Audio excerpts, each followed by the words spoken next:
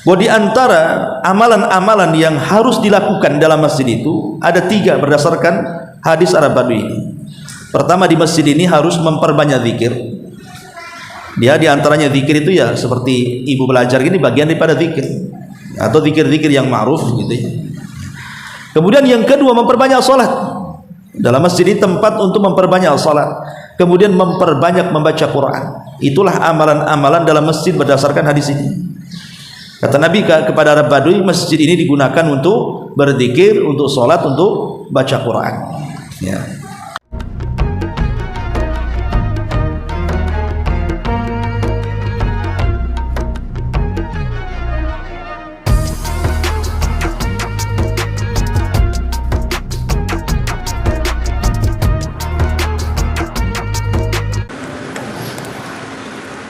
Bismillahirrahmanirrahim.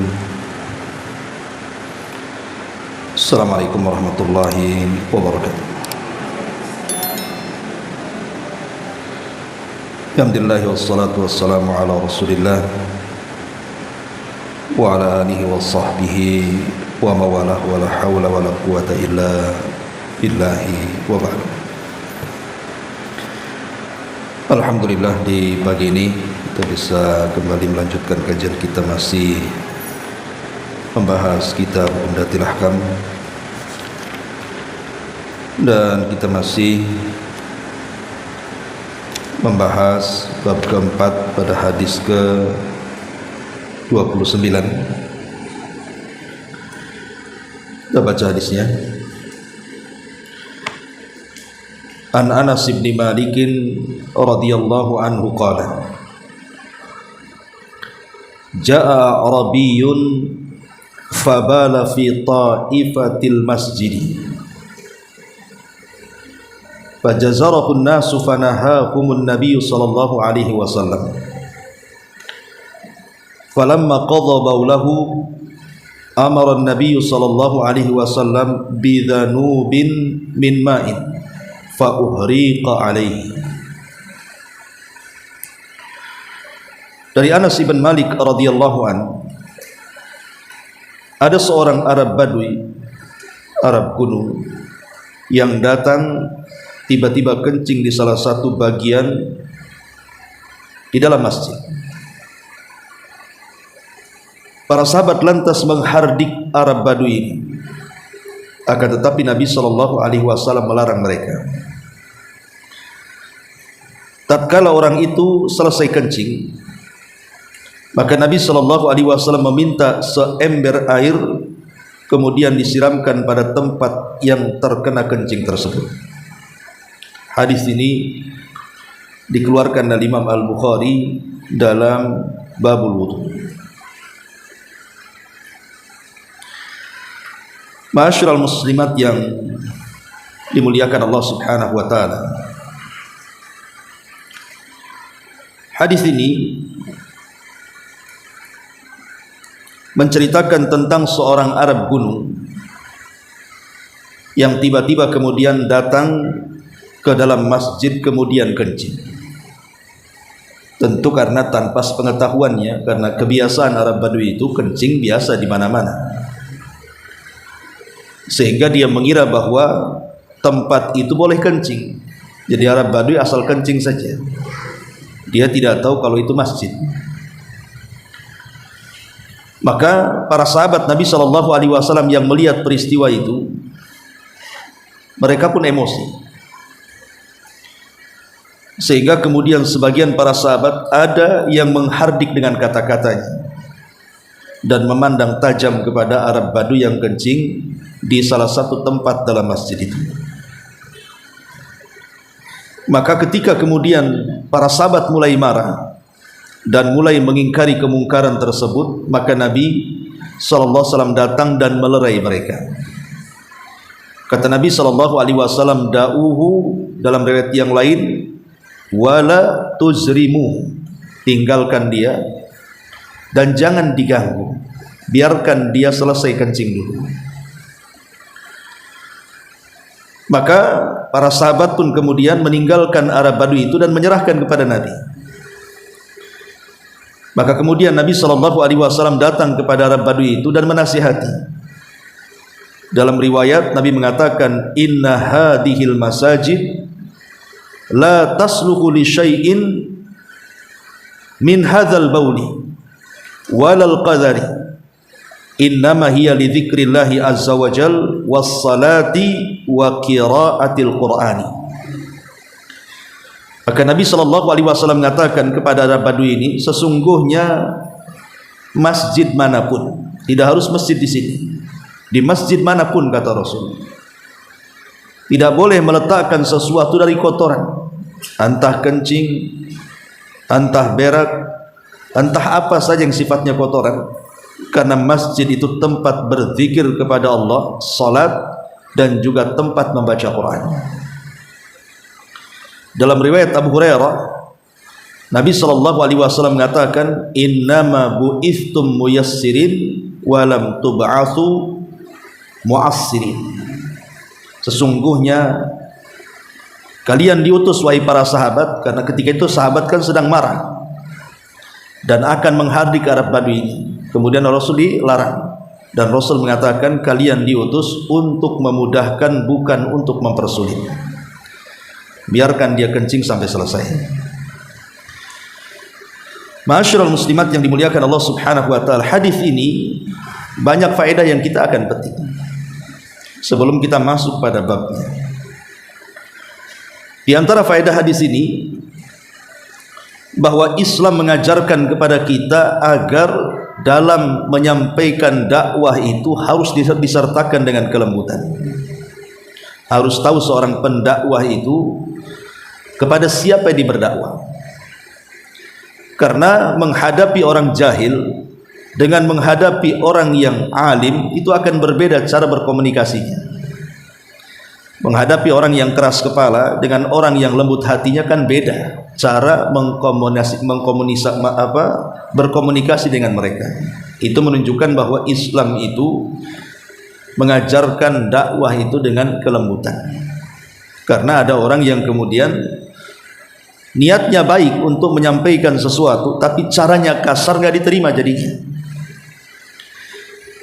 Makanya Nabi SAW dalam hadis ini mengajarkan bagaimana cara lembutnya berdakwah. Ketika para sahabat mulai emosi, ya bagaimana tidak emosi? Ada orang yang kencing dalam masjid, sementara masjid itu bukan untuk itu. Ya sudah sewajarnya para sahabat marah sebenarnya, tetapi cara para sahabat itu salah. Makanya diluruskan oleh Nabi SAW, begini cara menghadapi orang yang salah. Kemudian Rasul mengatakan, biarkan dia, tinggalkan, biar aku yang menghadapinya. Maka Nabi dengan kelembutannya kemudian memberitahu Arab Badui tentang posisi masjid.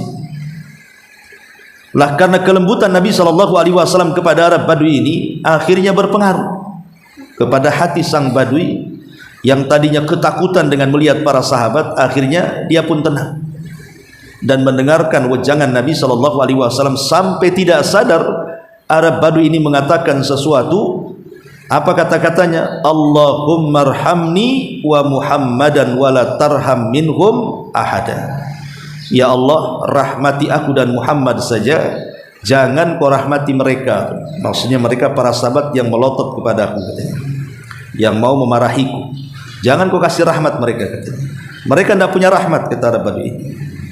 Maka Nabi SAW, karena Arab Badui ini tidak paham bahwa rahmat Allah itu luas, maka dia mengatakan, laqad hajjarta wasi'an. Hei Arab Badui, engkau sudah menyempitkan sesuatu yang luas.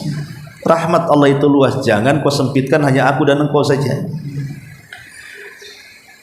Nah, dari sini Syekhul Islam Ibnu Taimiyah rahimahullahu taala mengatakan bahwa seseorang yang berdakwah itu harus memiliki 3 syarat. Pertama al-ilmu, yang kedua ar-rifqu, yang ketiga as-sabr. Orang yang hendak mendakwai orang itu pertama harus punya pengetahuan. Lihat Nabi SAW mengajarkan Arab Badui apa yang boleh, apa yang tidak. Artinya orang yang berdakwah itu harus punya ilmu. Kemudian yang kedua ar-rifqu, harus punya kelembutan. Walaupun dia punya ilmu, kalau kasar boleh jadi orang yang kita dakwah bisa lari itu. Kemudian yang ketiga, as-sabru, harus sabar.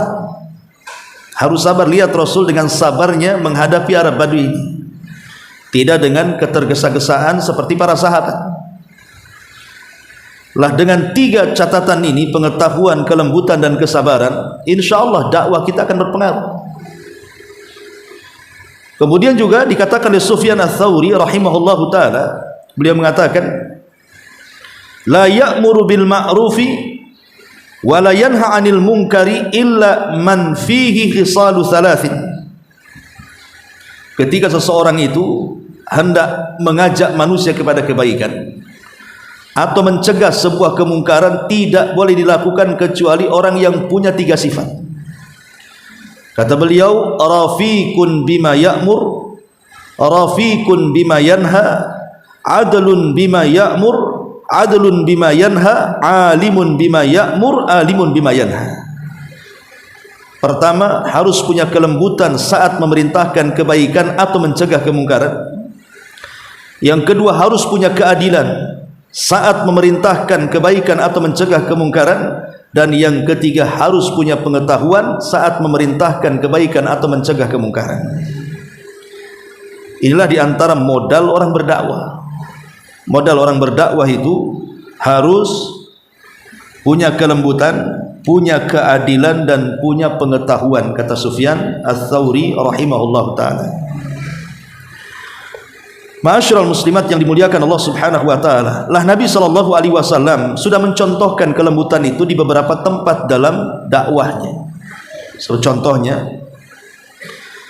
ketika ada seorang anak muda datang menemui Rasul dan Rasul sedang menyampaikan ilmu di tengah-tengah para sahabat, sedang ta'lim. Tiba-tiba datang anak muda. Kemudian anak muda ini mendatangi Nabi sallallahu alaihi wasallam dan dengan tidak sopannya dia mengatakan kepada Rasul, "Ya Rasulullah, idzan li bizina." Rasul, izinkan aku untuk berzina. Dan tidak sopan ngomong begitu. Masa dia minta izin untuk berzina kepada Rasul di hadapan para sahabat? Tapi Nabi sallallahu alaihi wasallam tidak marah. Nabi sallallahu alaihi wasallam langsung memanggil anak muda ini dan mengatakan, "Kemari engkau." Akhirnya anak muda mendekati Rasul, kata Rasul, "Duduklah." Kemudian duduk, kata Rasul, "Mendekatlah." Kemudian mendekat sampai betis lutut dia berjumpa dengan lutut betis Nabi, ditempelkan. Lihat bagaimana keakraban Rasul. Setelah itu Nabi sallallahu alaihi wasallam menasihati. Ya. Apa nasihat Nabi sallallahu alaihi wasallam? Kata Nabi sallallahu alaihi wasallam, "Atuhibbuhu libnatik wa li ukhtik wali ammatik." Bagaimana pendapatmu, atau wali khalatik? Bagaimana pendapatmu, kata Rasul, kalau seandainya anak perempuanmu dizinahi orang, atau saudarimu dizinahi orang, atau bibimu dari bapak, dari pihak bapak atau dari pihak ibu dizinahi orang? Kau redha enggak dengan orang yang menzinahinya? Kata anak muda ini, ya tentu tidaklah. Aku akan marah kepada siapa yang menzinahi saudariku, anakku atau bibiku. Maka Rasulullah SAW mengatakan, sebagaimana engkau marah kepada mereka, maka keluarga mereka yang wanitanya kau zinahi, mereka pun akan marah kepadamu, kata Rasul. Maka kemudian tiba-tiba laki-laki ini mengatakan, kalau begitu saya tidak akan berzina, wahai Rasul. Kemudian Nabi SAW mendoakan orang ini dan mengatakan, Allahumma gfir dzambahu wa tahhir qalbahu wa hassin farjahu. Ya Allah, ampuni dosa anak muda ini, bersihkan hatinya, jauhkan kemaluannya dari zina. Lihat lembutnya Rasul, akhirnya anak muda ini tak jadi berzina. Jadi kelembutan itu punya asar, punya pengaruh. Atau contoh yang lainnya, hadis tentang Muawiyah ibn Hakam. Ada seorang sahabat namanya Muawiyah ibnu Hakam. Jadi dia menceritakan, satu hari dia sholat bersama Rasul dan para sahabat. Tiba-tiba kemudian di samping dia ada orang bersin. Di samping Muawiyah ibn Hakam ini ada orang bersin. Reflekslah si Muawiyah ibn Hakam ini langsung mengatakan, yarhamukallah. Padahal lagi sholat tuh. Ya. Ada orang bersin di sampingnya. Tiba-tiba dijawab oleh dia, yarhamukallah. Suaranya sampai meninggi, sampai para sahabat semuanya melirik dia ketika sholat. Ya. Ketika kemudian dilirik oleh banyak para sahabat, merasa terganggulah Muawiyah bin Hakam ini. Akhirnya hampir dia marah. Sampai kemudian ada para sahabat yang berusaha dengan isyarat supaya dia diam, karena ini sedang sholat. Ya. Tetapi kemudian selepas sholat, Nabi SAW mendekati Muawiyah ibn Hakam ini, kemudian memberikan nasihat dan mengatakan, inna hadhihi salata la yasihu fihi syai'un min kalamin nas, innama at-tasbihu wa takbiru wa qiraatul Quran. Kata Rasul, salat ini tidak sah kalau ada ucapan-ucapan manusia di luar dari salat, karena salat itu hanya bacaan tasbih, takbir dan bacaan Al-Quran. Dengan lembutnya Rasul menasihati Muawiyah ibn Hakam. Ketika kemudian Muawiyah ibn Hakam menceritakan hadis ini, demi Allah, aku tidak melihat Rasul memukulku, aku tidak melihat Rasul mencelaku, aku tidak melihat Nabi SAW berusaha untuk membentakku, tapi dia mengucapkan dengan kalimat yang santun sekali. Lah, ini menunjukkan bagaimana Nabi hendak mengajarkan kepada kita sebagai umatnya, dalam berdakwah itu harus punya kelembutan. Makanya kemudian ketika Nabi SAW mengutus Mu'ad bin Jabal dan juga Abu Musa al-Asy'ari ke Yaman, apa kata Rasul? Basyira wa la tu'assira, basyira wa la tunaffira, yassira wa la tu'assira. Beri kabar gembira penduduk Yaman, jangan kau buat lari mereka, mudahkan mereka, jangan kau persulit. Ini menunjukkan apa? Dalam berdakwah itu harus supel. Ya, tidak boleh kemudian langsung karena kita merasa di atas angin, merasa kita di atas kebenaran, paling benar sendiri, kemudian menyalah-nyalahkan orang dengan cara yang tidak pantas. Nah, dari hadis ini ada faedah sangat bagus sekali tentang pentingnya lembut dalam berdakwah. Ini faedah yang pertama. Faedah yang kedua, dalam hadis ini tentang kewajiban kita mengajarkan orang yang jahil. Orang jahil itu bukan dimarahi, tapi diajarkan. Pamannya ibu mengajari anak ibu kan begitu. Mungkin belum ditakdirkan dia cerdas. Ya. Terkadang ada seorang ibu itu sampai menyiksa anaknya supaya dia cerdas sesuai dengan keinginannya. Sampai ada berita ibu yang merantai anaknya gara-gara suruh ngapal juz amma ya. Allahu a'lam itu gimana ceritanya, tapi jadi viral pula. Ya. Masa ngajari anak harus dirantai? Rantai kapal lagi gede kan gitu ya. Jadi ini sudah melampau ya, melampaui batas. Hatta kalaupun pamannya alasannya dia menyembunyikan HP ibunya, kan nggak begitu caranya. Sampai dipukuli dengan rantai wajahnya. Ya. Jadi hal-hal yang seperti ini dalam Islam itu terlarang, tidak boleh. Kalau orang jahil itu diajari, makanya kenapa Arab Badui ini bukan hanya diajari soal adab-adab di masjid saja, tapi ketika dia berdoa menyempitkan sesuatu yang luas, ya Allah rahmati aku dan Muhammad saja, jangan kau beri rahmat mereka. Rasul mengajari lagi, nggak begitu cara doanya, karena engkau sudah menyempitkan yang luas, rahmat Allah luas, kenapa kau sempitkan? Jadi ketika Arab Badui ini keluar dari masjid, dia sudah cerdas, dia tahu gitu ya, akhirnya punya ilmu. Lah harusnya seperti itu. Kita juga harus mengajari orang yang tidak pandai. Kemudian juga di antara faedah hadis ini, bahwa masjid itu harus bersih. Masjid itu harus bersih. Kayak ibu-ibu ini taklim di masjid, jangan ngotor ya. Walaupun yang ditaruh itu atau yang dilempar itu bukan najis, anggaplah mungkin ya kulit kacang, kulit kuaci, itu kan tidak najis kan, tapi kan kotor. Maka walaupun itu tidak najis alias toharah bersih, tapi kalau itu kotoran, masjid bukan tempat melempar kotoran. Makanya ada hadis Nabi SAW bahwa nanti pada hari kiamat ada seseorang yang ditampakkan amal kebaikannya di sorga. Akhirnya dia pun diberikan tingkatan tinggi di sorga. Rupanya amalannya apa?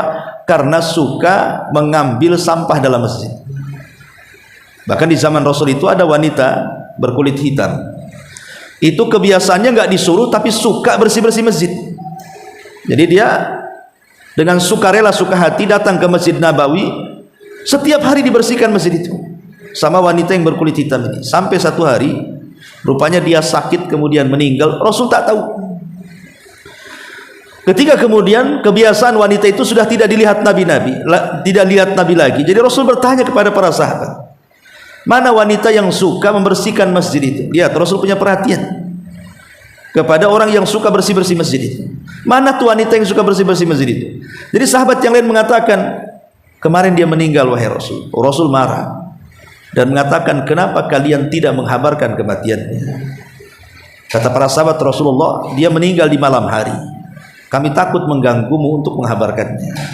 Kata Rasul, kenapa kalian tidak menghabariku? Tunjukkan di mana kuburannya, katanya. Akhirnya kemudian Rasul datang ke kuburannya, kemudian salat jenazah di hadapan kuburannya. Salat gaib. Dan boleh salat menghadap di samping kuburan menghadap kiblat, karena salat jenazah itu tidak punya ruku dan tidak punya sujud. Jangan berdiri saja. Yang dilarang tidak boleh salat menghadap kuburan itu kalau salatnya punya ruku, punya sujud, yang dilarang. Tapi kalau tidak punya ruku dan sujud seperti salat jenazah boleh dilakukan di kuburan walaupun sudah dikuburkan. Ya, walaupun sebagian ulama ada yang mengatakan berapa lama dari kematiannya, ada yang mengatakan 3 hari gitu ya, berarti lebih dari 3 hari tak boleh. Ada juga yang melebihkan dari 3 hari, tidak ada batas, wallahu a'lam. Tapi yang jelas bahwa lihat Nabi SAW sampai punya perhatian kepada wanita hitam yang suka bersih-bersih masjid, karena Rasul ingin masjid itu tempat yang paling bersih.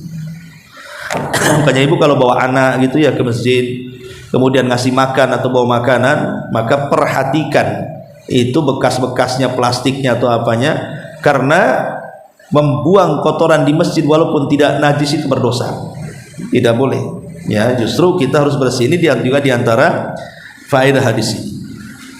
Kemudian juga diantara faedah hadis ini, hadis Arab Badui ini ya, bahwa Nabi SAW mengajarkan kepada kita juga, di masjid ini bukan tempat untuk dunia. Di masjid ini bukan tempat untuk dunia. Di masjid itu tempat akhirat. Maka jangan jual beli di masjid. Bahkan tidak boleh mengumumkan barang hilang sekalipun. Ibu hilang tas di masjid habis ngaji, tidak boleh diumumkan, karena masjid itu bukan tempat barang hilang. Dan siapa juga yang akan mencuri di masjid? Logikanya seperti itu. Kalaupun seandainya ada yang mencuri dalam masjid itu, dia orang bodoh. Kok masjid pula tempat mencuri? Apa dosanya nggak lipat-lipat tuh? Jadi tidak boleh jual beli di masjid, tidak boleh mengumumkan barang hilang. Bahkan kalau seandainya Bu, ada ibu ini Umahat ngomong, aduh, tas saya hilang di masjid Nurul Hidayah. Apa kata Rasul? Kalau dia ngomong gitu, doakan saja semoga tasmu tidak ketemu. Ngomong gitu Bu ya. Ya. Kalau ada orang mengatakan, aduh, kecuali kalau bahasanya mungkin tasnya ketinggalan di masjid. Nah, itu kita cari rame-rame kan gitu ya. Tapi kalau dia mengatakan, oh tasku hilang di masjid, ibu doakan saja semoga tidak ketemu. Begitu kata Nabi ya. Kok kamu jahat sekali? Iyalah, karena di masjid bukan tempat barang hilang. Ini juga termasuk juga tidak boleh seseorang itu masuk masjid dalam kondisi badannya bau, mulutnya bau. Bahkan Rasul mengusir orang yang makan bawang. Orang yang makan bawang itu bau mentah kan, diusir sama Nabi, disuruh dibersihkan mulutnya. Nah, ini juga karena memang masjid ini juga harus bersih, tadi saya jelaskan. Dan ini juga menunjukkan apa? Bahwa syarat tempat sholat itu harus bersih dari najis. Di antara syarat sah sholat itu kan menghadap kiblat, kemudian tertutup aurat. Salah satunya juga adalah tempat sholat itu tidak boleh ada najis. Kalau seandainya itu bukan syarat sah sholat, tentu Rasul tidak akan memerintahkan Arab Badui mengambil setimba air kemudian menumpahkan di tempat kencingnya kan. Kalau memang tempat sholat itu bukan syarat harus suci, tapi karena syarat sah sholat juga berkaitan dengan masalah tempat harus bersih dari najis, maka tempat sholat itu tidak boleh ada najis. Makanya Rasul menyuruh membersihkan tempat kencing Arab Badui ini. Kemudian juga di sini ada kaidah ketika mengingkari sebuah kemungkaran. Jangan ketika kita mengingkari sebuah kemungkaran, datang kemungkaran yang lebih besar dari pengingkarannya. Coba Nabi SAW mengapresiasi kan tentang para sahabat yang ketiga hendak mengingkari kemungkaran, dan harusnya kita seperti itu. Kalau ada kemungkaran di depan kita, harusnya cepat kita ingkari, tetapi dengan cara yang benar gitu ya. Lah ketika Nabi SAW melihat para sahabat hendak mengingkari kemungkaran tapi caranya salah, maka Rasul melarang. Kemudian Nabi SAW merintahkan Arab Badui untuk menyelesaikan kencingnya. Jadi Rasul membiarkan Arab Badui itu, bukan merintahkan, membiarkan biar kencingnya selesai. Kenapa coba? Ditinjau dari segi kesehatan. Kalau orang lagi kencing tiba-tiba dimarahi, kemudian dia tahan, apa enggak prostat itu nanti? Ya, nahan kencing kan Bu, jadi kencing batu nanti. Yang kedua, bisa saja karena ketakutannya Arab Badui, bisa lari dia, bisa kencing sambil lari jadi ya kan. Yang tadinya air kencing di situ saja jadi kemana-mana tumpahnya, karena ketakutan kan. Sahabat banyak di situ. Ya. Ataupun kemudian bukan hanya itu saja, bisa saja kemudian kencingnya akan mengenai badannya. Jadi banyak madarat kalau seandainya Rasul tidak menghentikan kemarahan para sahabat. Dan di situ juga ada kaidah bahwa ketika ada dua madarat, maka ambillah yang paling rendah dari madarat itu. Ketika sahabat marah bisa memadaratkan, kemudian si Arab Badui kencing juga madarat, berarti kan ada dua madarat di sini. Ya. Tapi Rasulullah SAW berusaha mengambil yang paling ringan madaratnya, menahan para sahabat jangan marah, membiarkan si Arab Badui ini kencing sampai selesai. Baru setelah itu Rasul mendekati dan menasihati si Arab Badui tentang fungsi daripada masjid. Kemudian juga diantara faedah hadis ini, bahwa diantara amalan-amalan yang harus dilakukan dalam masjid itu ada 3 berdasarkan hadis Arab Badui ini. Pertama, di masjid ini harus memperbanyak zikir. Dia diantaranya zikir itu ya seperti ibu belajar gini, bagian daripada zikir atau zikir-zikir yang ma'ruf gitu ya. Kemudian yang kedua, memperbanyak salat. Dalam masjid ini tempat untuk memperbanyak salat. Kemudian memperbanyak membaca Quran. Itulah amalan-amalan dalam masjid berdasarkan hadis ini. Kata Nabi kepada Arab Badui, masjid ini digunakan untuk berzikir, untuk salat, untuk baca Quran. Ya. Masyarul muslimat yang dimuliakan Allah Subhanahu wa taala. Kemudian juga hadis ini memiliki faedah bahwa Islam ini agama mudah, bukan agama sulit. Karena ketika para sahabat marah kepada Arab Badui ini, Rasul menasihati mereka, innama bu'ithum muyassirin walam tub'atsu mu'assirin. Sesungguhnya aku diutus kepada kalian itulah mempermudah, bukan mempersulit orang. Makanya ada kisah dari Muadz bin Jabal radhiyallahu an, ketika dia sholat Isya bersama Rasul. Kemudian dia pulang kepada kaumnya, rupanya di kaumnya belum sholat. Akhirnya kaumnya meminta kepada Muadz untuk mengimami mereka sholat Isya. Padahal Muadz sudah sholat bersama Nabi kan. Artinya boleh sholat 2 kali dalam satu waktu. Karena Muadz ini sholat Isya 2 kali. Pertama jadi makmum, yang kedua jadi imam. Tapi yang wajib 1 kali, yang kedua dianggap sedekah dan sunnah. Tiba-tiba kemudian ketika Muadz menjadi imam di kaumnya, dihantamnya Al-Baqarah sampai habis. Apa enggak panjang tuh? Ya, Al-Baqarah itu sampai 2 juz lebih. Ya. Jadi adalah satu di antara jemaah Muadz ini mungkin ada hajat dan keperluan, enggak tahan dia. Akhirnya menyelesaikan sendiri sholatnya. Muadz belum salam, dia sudah salam. Ketahuan sama Muadz dan mengatakan, jangan-jangan di tengah-tengah kita ada munafik katanya. Karena dia mufaraqah keluar dari jamaahnya Muadz. Akhirnya Muadz pun berinisiatif untuk melaporkan kepada Nabi. Tapi setelah dilaporkan kepada Nabi SAW, yang disalahkan Muadz, bukan orang yang menyingkir dari sholat. Apa kata Rasul? Afattanu ya Muadz, engkau akan membuat fitnah wahai Muadz di tengah-tengah umatmu, di tengah-tengah kabilah dan kaum. Kemudian kata Nabi SAW, kalau engkau jadi imam, lihatlah ke belakang. Boleh jadi di belakang itu ada orang tua yang gak sanggup berdiri, ada orang sakit, ada orang yang tergesa-gesa ingin melakukan aktivitas. Ya, jadi disuruh lihat-lihat. Ya. Kemudian Nabi mengatakan, di mana sabbihisma rabbikal a'la? Kenapa kau tidak baca itu katanya? Jadi Nabi SAW sampai mengarahkan surat-surat pendek kepada Muadz, jangan kemudian mempersulit orang. Sebab kalau seandainya ibu yang biasa salat di belakang imam yang baca kulhu, tiba-tiba mendapatkan imam yang bacanya Al-Baqarah, Bu, apa enggak gemetar kakinya tuh? Mungkin asam uratnya bisa kambuh tuh. Lama kali orang ini kan gitu. Betis bisa kencang itu. Mungkin besok enggak mau lagi sholat di sini kan? Malas sholat di situ. Bagus di masjid sebelah katanya. 5 menit di situ 1 jam katanya. Kan itu akhirnya kan mempersulit, Bu. Buat lari jadinya kan orang. Itu ajaran apa itu katanya? Malas itu ajaran itu yang bercadar-cadar itu sholatnya lama katanya. Akhirnya kan kemana-mana, Bu. Jadi intinya bahwa Islam ini mengajarkan kemudahan, jangan mempersulit orang.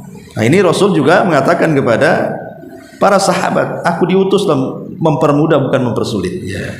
Kemudian juga diantara faedah daripada hadis ini yang disebutkan oleh para ulama juga, bahwa kencing itu adalah najis. Kencing ini babnya masuk di sini. Ya. Kencing itu adalah najis. Kencing manusia. Tidak ada khilaf ulama, semua kencing manusia itu najis. Apakah dia wanita, apakah dia laki-laki, apakah dia bayi, apakah dia remaja, apakah dia dewasa, apakah dia tua, apakah dia muslim, apakah dia kafir, semua manusia kencingnya najis. Tidak ada yang tidak najis, semua najis.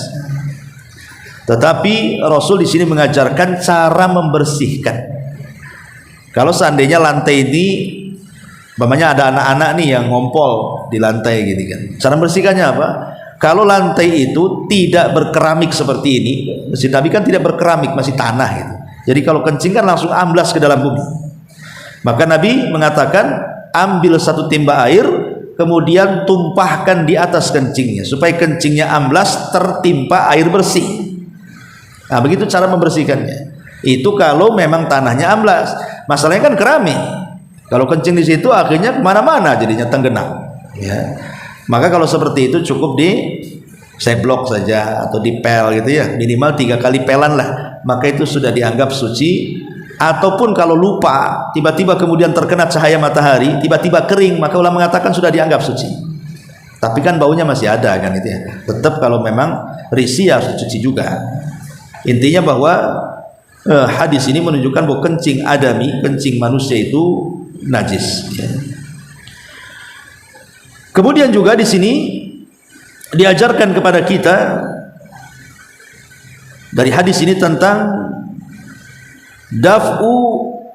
wujubu ihtiramil masajid, wajibnya kita menghormati masjid. Wajib kita menghormati masjid. Jangan samakan masjid dengan tempat-tempat lain. Ya, jangan, makanya walaupun di zaman Nabi SAW masjid itu semua aktivitas rata-rata di masjid, tetapi para sahabat itu sangat memuliakan masjid. Makanya masuk saja ada doanya, keluar ada doanya, yang diamalkan dalam masjid pun ya baca Quran, zikir, sholat dan yang lainnya. Artinya hormati masjid, jangan tidak dihormati, karena ini tempat ibadah, tempat paling aman di dunia ini adalah masjid. Tapi sayang hari ini masjid sudah gak aman kan, Bu? Banyak masjid-masjid itu yang dulunya kita bisa tidur, sekarang tak boleh tidur. Bukan hanya ditulis jangan tidur di sini, tapi digembok, Bu. Gimana mau tidur digembok? Yang lebih parahnya mau tidur di teras saja, diseblok teras sama air, nggak sengaja nggak dikeringkan tuh, biar nggak bisa tidur. Itu masjid di zaman sekarang kan, ya boleh jadi karena sudah banyak peristiwa. Ketika masjid itu dibuka lebar-lebar, jam dinding hilang, mikrofon hilang. Bukan hanya itu saja, sampai di bengkong itu kotak masjid, bukan diambil uangnya kotak-kotaknya, Bu. Kotak itu besar, bisa, padahal di rantai, Bu, pakai rantai kapal tuh. Tapi kok bisa tuh rantainya dicopot, dibawa, rupanya ada di kebun tuh. Mana diambilnya tuh? Untuk apa juga kotaknya kan? Dia sekarang aneh mencuri itu kotak-kotaknya. Baru kotaknya pula tuh, habis itu dilempar, diambil dalamnya saja. Nah itu orang jahil, ya, orang jahil. Tapi alhamdulillah sekarang Allah mudahkan adanya CCTV sehingga memudahkan mencari siapa para pencuri yang suka mencuri di masjid itu. Baik, kemudian juga di antara faedah hadis ini munculnya beberapa kaidah fikih. Di antaranya kaidah fikih yang mengatakan bahwa apabila ada kerusakan dengan beberapa kerusakan, maka ambillah, dan kita harus memilihnya. maka ambillah kerusakan itu yang paling rendah, tinggalkan yang paling tinggi. Kemudian juga jangan mengingkari sebuah kemungkaran kalau mendatangkan kemungkaran yang lebih besar. Jangankan kemungkaran lebih besar datang, anggaplah 50-50. Pamannya, kalau saya mengingkari sebuah kemungkaran akan mendatangkan kemungkaran yang sama. Itu saja kata para ulama, darul mafasid muqaddam ala jalbi al masalih. Meninggalkan kerusakan itu lebih baik dibandingkan mengambil manfaat. Meninggalkan kerusakan itu lebih baik dibandingkan mengambil sebuah manfaat. Pamannya ada orang mabuk di depan rumah. Kalau saya cegat, itu kan kerusakan kalau dibiarkan. Ya. Tapi kalau saya cegat, nampaknya badan dia lebih besar daripada saya. Bisa saya dikemplung sama botol minumannya. Ini kan dua perkara yang sulit. Dibiarkan salah, ditegur salah namanya kan. Kalau dibiarkan kan dua-duanya rusak. Maka kalau memang kita ini sebagai orang tua yang mabok anak, berarti kita wajib mengingkari kemungkaran. Kenapa? Karena kita punya kuasa. Kurang ajar rupanya anak saya. Nah, berarti bisalah kita mengingkari karena anaknya di bawah kekuasaannya kan.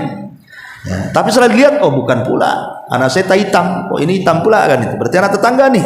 Ya, tak jadi mau mengingkari kemungkaran. Kenapa? Mak, nanti saya harus bermusuhan dengan tetangga. Walaupun dia sedang mabuk dan harus diingkari, tapi setelah berpikir kalau saya ingkari nanti dia lapor sama tetangga, akhirnya jadi musuhan, lebih besar lagi jadi kemudaratannya. Lebih baik ditinggalkan. Berarti beralih cara mengingkarinya bukan dengan kekuatan, bukan dengan lisan, letakkan dalam hati saja. Ingkari kemungkaran dalam hatinya, walaupun itu selemah-lemahnya iman gitu ya. Nah, ini juga diantara faedah hadis ini, dan ada beberapa faedah yang lainnya wallahu alam. Intinya kenapa mu'alif memasukkan hadis ini ke dalam bab ini, ke dalam bab mati dan sejenisnya, untuk menjadikan dalil bahwa air kencing itu najis dan untuk diajarkan bagaimana cara membersihkannya.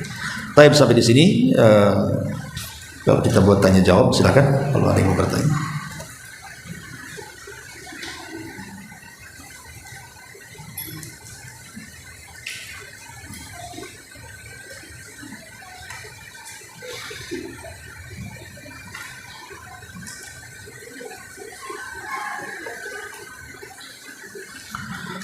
Baik, kalau ada kita tutup.